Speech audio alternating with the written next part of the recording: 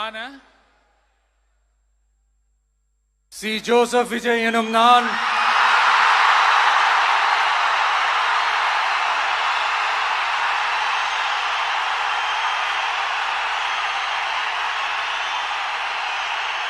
சட்டப்படி அமைக்கப்பெற்ற இந்திய அரசியல் அமைப்பின்பால் உண்மையான நம்பிக்கையும் மாறா பற்றும் கொண்டிருப்பேன் என்றும் இந்திய நாட்டின் ஒப்பில்லாத முழு முதல் ஆட்சியையும் ஒருமையையும் நிலை நிறுத்துவேன் என்றும் தமிழ்நாட்டு அரசின் முதலமைச்சராக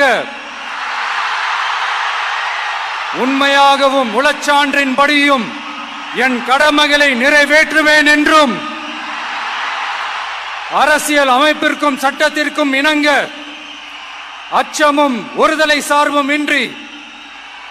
விருப்பு வெறுப்பை விலக்கி பலதரப்பட்ட மக்கள் அனைவருக்கும் நேர்மையானதை செய்வேன் என்றும் ஆண்டவன் மீது ஆணையிட்டு உறுதிமொழிகிறேன்.